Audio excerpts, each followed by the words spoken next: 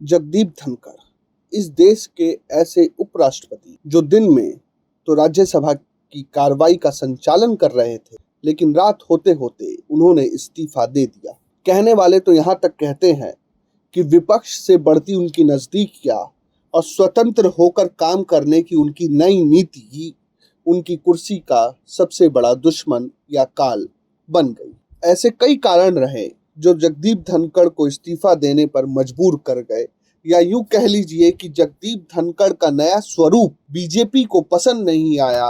Amit Shah, JP Nadda और PM Modi शायद इससे काफी नाराज थे। जयराम रमेश जिस तरीके से जगदीप धनखड़ की तारीफ करने लग गए थे, उससे कहीं ना कहीं बीजेपी असहज हो गई। बीजेपी को लगने लगा था कि ये जो व्यक्ति उपराष्ट्रपति के पद पर है, ये अब इनसे वैचारिक रूप से दूर होता जा रहा है और लोकतांत्रिक कार्यों में, मूल्यों में इनका समर्पण बढ़ता जा रहा है। जगदीप धनखड़ ने जिस तरीके से इस्तीफा दिया, उसका सबसे बड़ा कारण, और आज वो शांत है। आखिर कहाँ है जगदीप धनखड़? देश का एक पूर्व उपराष्ट्रपति इतने दिनों से गायब है या चुप है। देश के वरिष्ठ वकील कपिल सिब्बल, राज्यसभा सांसद, भी कह चुके हैं कि आखिर कहाँ है, और उन्होंने कहा भी कि हमने लापता लेडीज के बारे में सुना, लेकिन यहाँ तो उपराष्ट्रपति गायब है। ऐसा नहीं है कि देश के गृह मंत्रालय को ये पता नहीं होगा कि देश के पूर्व उपराष्ट्रपति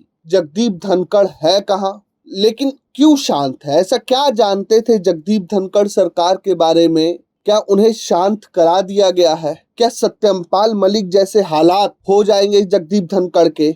आखिरी समय में सत्यपाल मलिक के साथ क्या हुआ? इतने राज्यों के गवर्नर रहे, मंत्री रहे, इतना लंबा राजनीतिक और सार्वजनिक जीवन, लेकिन एक प्रोटोकॉल के लिए तरस गए। उनके गांव के उनके रिश्तेदारों ने कहा कि सत्यपाल मलिक को जब आना होता था तो पेट्रोल का पैसा हम देते थे। लेकिन क्या उपराष्ट्रपति पूर्व जगदीप धनखड़ के साथ भी ऐसा होगा? लेकिन आखिर उस दिन ऐसा क्या हुआ? दर्शकों, सूत्रों का ये कहना है कि जगदीप धनखड़ उस दिन एक नहीं दो महाभियोग ला सकते थे, दो जजों के प्रति। एक तो हमें पता ही है, और दूसरे जो जज थे उनके बारे में भी आपको हम बताते हैं। न्यायमूर्ति शेखर यादव के प्रति भी महाभियोग जो विपक्ष की तरफ से नोटिस दिया गया था, उसको भी उपराष्ट्रपति ने स्वीकार कर लिया था। लगभग उन्होंने कहा था कि इसकी घोषणा हम सोमवार तक कर देंगे, जैसा सूत्रों ने बताया। उसके बाद क्या कारण रहे? उसके बाद उनके ऊपर यह भी आरोप लगा कि उन्होंने पद पर रहते हुए, और यशवंत वर्मा वाला तो जो जस्टिस यशवंत वर्मा वाला तो स्वीकार कर ही लिया था, उन पर यह भी आरोप लगा कि उन्होंने पद पर रहते हुए अपने स्टाफ और रिश्तेदारों के लिए महंगे फोन और टैब खरीदे, उनकी वजह से फ्लाइट्स लेट हुई। ये भी एक उनके ऊपर बड़ा आरोप लगा था।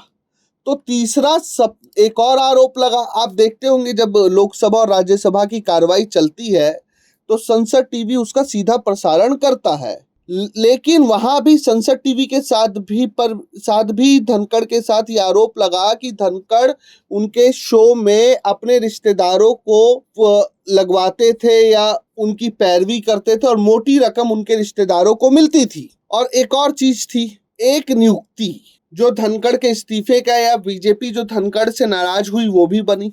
आपको बता दें कि जगदीप धनखड़ संसद टीवी के सचिव और एक इंचार्ज के रूप में एक अधिकारी की नियुक्ति करना चाहते थे।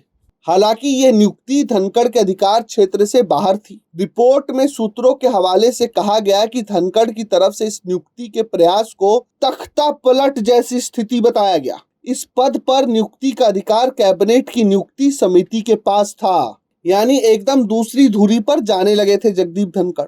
लेकिन आज बात यह है कि देश के पूर्व उपराष्ट्रपति शांत क्यों है, या उन्हें शांत करा दिया गया है।